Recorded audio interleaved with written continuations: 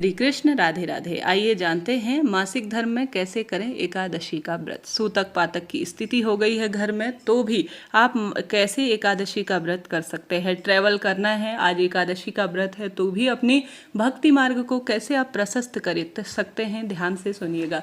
देखिए, यह एक मासिक चक्र है जो कि माँ बनने का सुख प्रत्येक महिला को देता है, परंतु हमारी भक्ति मार्ग को भी हम प्रशस्त करना चाहते हैं अपने गृहस्थ जीवन के संपूर्ण कार्यों का निर्वाह करते हुए। ऐसे में अगर आप जो है शुक्ल पक्ष और कृष्ण पक्ष की दोनों एकादशियों में ऐसा लगता है कि कभी मेरे पास एक एकादशी आती है, कभी जो है कभी कभी मासिक धर्म या सूतक पातक की स्थिति में एकादशी आ ही नहीं पाती, तो कहीं मुझे इसका दोष तो नहीं लगेगा। तो सबसे पहले यहाँ पर आपको बताते हुए चलूँ कि आप कभी ऐसा न सोचें कि इसका कोई दोष लगेगा। इसका कोई दोष नहीं है। अगर महीने में कृष्ण पक्ष और शुक्ल पक्ष की एक एकादशी का भी आप जो है पूर्ण रूप से नियम धर्म से पालन कर लेते हैं गृहस्थ जीवन में अपनी जिम्मेदारियों को निभाते हुए, तो भी आपको दोनों एकादशियों का संपूर्ण फल मिल जाएगा। हालांकि आप सभी को दोनों एकादशियों का बहुत सुंदर तरीके से व्रत करना चाहिए। किसी कारण से एक भी एकादशी आपकी महीने में हो जाती है तो यह आपके मानसिक, शारीरिक और धार्मिक प्रवृत्ति को बहुत उत्कृष्ट करने वाला कार्य है। ऐसे में मासिक धर्म के हमेशा 5 दिन पूर्ण हो जाने के बाद ही हमें भगवान जी या भगवान जी से जुड़ी हुई किसी भी चीज़ का स्पर्श करना चाहिए। 5 दिन तक आपको कभी भी भगवान जी से जुड़ी हुई प्रत्यक्ष चीज़ों का स्पर्श नहीं करना चाहिए। यह 5 दिन हमेशा नारी के आराम करने के कहे गए हैं। हमें अपने मंत्र जाप, भगवान की भक्ति करने के लिए हमेशा एकाग्र चित्तता चाहिए। मन हमारा, तन स्वस्थ रहता है तो हम भली प्रकार से जो है पूजा पाठ और अन्य जो भगवत ज्ञान है उसे लेने में सक्षम होते हैं। वहीं हमें शारीरिक पीड़ा सी अनुभूति होती है, मन विचलित रहता है, तो हमारा भक्ति मार्ग और ज्ञान उतना प्रशस्त नहीं हो पाता। इसलिए 5 दिनों तक नारी को आराम करने की सलाह दी जाती है। अब 5 दिन जब पूर्ण हो जाए और ऐसा लगे कि मैं मन और तन से शुद्ध हो गई हूँ, आप समझ रहे होंगे मैं क्या कहना चाह रही हूँ, तो आप 5 दिन पूर्ण हो जाने के बाद छठे दिन से बाल धोकर, अब यहाँ पर यह ना सोचे कि मैं जो है आज गुरुवार का दिन है, बाल धोऊं या ना धोऊं, नहीं, यहाँ पर हमें शुद्धता का ध्यान रखना है, बार के हिसाब के नियमों का ध्यान नहीं रखना है। एक तीसरे दिन आप बाल धो लीजिए साबुन शैम्पू से, एक 5वें दिन आप बाल धो लीजिए। अब आप मन तन से शुद्ध हो गए हैं, रक्तस्राव नहीं हो रहा है, तो छठे दिन से आप शुद्धता के साथ मन कर्म से पूजा में बैठ सकते हैं, प्रत्यक्ष रूप से छू सकते हैं, ऐसा शास्त्रों में वर्णित है। अब यहाँ पर अलग अलग क्षेत्रों की भी मान्यताएं हैं। कई क्षेत्रों में छठे दिन से भगवान को स्पर्श किया जाता है, कई क्षेत्रों में 7वें दिन से स्पर्श किया जाता है, परंतु शास्त्रों में 4 दिन पूर्ण हो जाने के बाद महिला 5वें दिन भगवान जी को स्पर्श कर सकती है अगर वह शुद्ध है तो आप चाहें तो छठे दिन से पूजा करें, चाहे तो 7वें दिन से, परंतु बाल को सादे पानी से 2 बार जरूर धोएं, एक तीसरे दिन, एक 5वें दिन, ताकि आप पूर्ण रूप से शुद्ध हो जाएं। ठीक है जी, यह बात हो गई।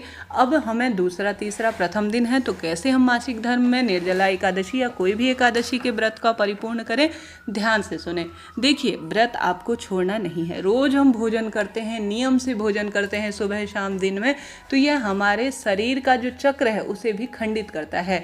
कहीं ना कहीं हमारे शरीर को आराम चाहिए वैज्ञानिक दृष्टिकोण से, इस कारण से भी महीने की 2 एकादशी व्रत करने की सलाह दी जाती है। तो आप कोशिश करें कि आप धार्मिक प्रवृत्ति नहीं मानते हैं, आप अपने शरीर पर ज़्यादा ध्यान देते हैं, तो अपने शारीरिक चक्र को हमेशा सुदृढ़ बनाने के लिए 1-2 दिन आराम दीजिए, इसलिए व्रत उपवास की सलाह दी जाती है। तो हमेशा आप एकादशी का व्रत कभी भी न छोड़ें। आपको करनी है मानसिक पूजा। अब आप कैसे मानसिक पूजा कर सकते हैं?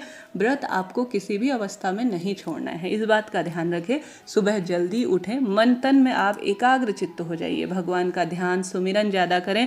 देखिए, आप मानसिक पूजा कर रहे हैं, उसमें आप भगवान की मूर्ति, प्रतिमा अपने नेत्रों के आगे रहें और हमेशा जो है ओम नमो भगवते वासुदेवाय, ओम श्री विष्णवे नमः, राधे राधे राधे राधे, इस तरह से मन कर्म वाणी से शुद्धता के साथ दिन की शुरुआत करें। जल्दी उठें, गंगाजल मिश्रित जल से स्नान कर सकते हैं, मस्तक पर तिलक लगा सकते हैं, कोई दोष नहीं है, घर के दरवाजे पर छिड़काव कर सकते हैं।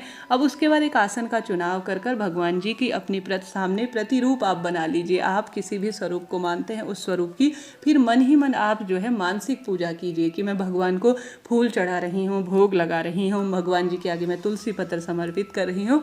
इस तरह से आप मन में विचार करते हुए मानसिक पूजा कर सकते हैं दूसरे, तीसरे, चौथे दिन। और जिस तरह से आप निर्जल, निराहार या फलाहार या जो है जलाहार व्रत करती है, उस स्वरूप में आप व्रत के नियमों का पालन करें। अब तो डिजिटलाइजेशन का ज़माना है, तो आप सभी ऑनलाइन कथा सुन सकते हैं, राम नाम का जाप कर सकते हैं, राधा नाम का जाप कर सकते हैं।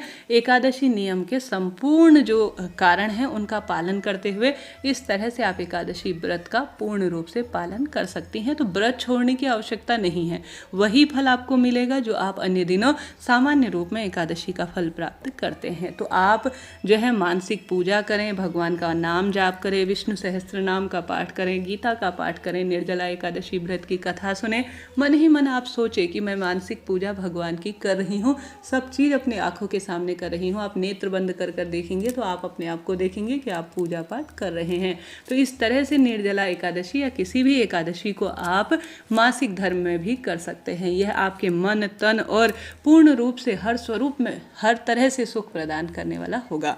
बात रही एकादशी के दान की, तो आप जब पूर्ण रूप से निवृत्त हो जाएंगे एकादशी के दिन 11-21-51 रुपये, आज मन ही मन ध्यान करें कि मैं आज एकादशी के निमित्त यह पैसे रख रही हूँ अलग से, मैं इसे दान करूँगी। तो आप किसी दिन जाकर किसी गौशाला में, किसी मंदिर प्रांगण में, किसी गरीब ब्राह्मण को जिसे इसकी आवश्यकता हो या निर्धन व्यक्ति को आज निर्जला एकादशी या किसी भी एकादशी का मेरा यह दान का सामान रखा है, ऐसी प्रार्थना करते हुए अलग से कुछ रुपए निकाल कर आप किसी गौशाला इत्यादि में दान दे दीजिए। इस तरह से अगर आप निर्जला एकादशी या किसी भी एकादशी के दिन मानसिक जाप करते हैं, मानसिक पूजा करते हैं, एकादशी नियमों का पालन करते हैं, तो वही फल आपको मिलता है जो प्रत्यक्ष पूजा का मिलता है।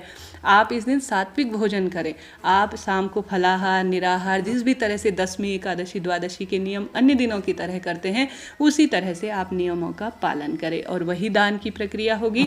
और आपके घर के मंदिर में आपके पति, बच्चे, कोई आपकी सखी सहेली है या कोई भी घर पर ऑनर है आपके, कोई ना कोई तो रहता ही है, तो उनसे कह दीजिए कि आज मंदिर में दिया बाती कर दीजिए, बच्चों की मदद ले लीजिए, भले ही छोटा सा ही स्वरूप है करेंगे परंतु करेंगे जरूर। और सनातन धर्म को भी इससे हम अपने बच्चों को मौका देते हैं इस प्रकार से महीने के 4 दिन, तो वह देखते हैं कि यह क्या है, किस तरह से है, तो वह भी वही प्रक्रिया स्वतः ही सीख जाते हैं। तो इस तरह से आप सभी को इन महीनों के 4 दिनों में अपने बच्चों को जिम्मेदारी देनी चाहिए कि वह कान्हा जी को आपके घर के मंदिर में भगवान जी को भोग लगाएं, दीपक लगाएं और नियमों का पालन करें। धीरे धीरे उनको इन चीज़ों की आदत होती है और वह जागरूक होते हैं, तो घर में यह एक नियम सा बन जाता है। यह आज ही नहीं, प्राचीन पद्धति है जो आप सभी को नियम के दौरान करनी है। आशा है, उम्मीद है इस तरह से आप अपने घर पर नियम बना लेंगे, मासिक धर्म के 4 दिनों में भी भगवत ज्ञान अर्जित करेंगे तो आपको निश्चित रूप से लाभ होगा। जरा सा भी आपके लिए यह वीडियो उपयोगी रहा हो, ज्ञानवर्धक रहा हो, तो कमेंट्स में राधे राधे लिखना ना भूलें। कोई भी प्रश्न हो आप पूछिएगा, आपके पास कोई ज्ञान है तो कमेंट्स के माध्यम से मुझे बताइएगा ताकि और लोगों का भी राह इससे प्रशस्त हो। जय माता दी।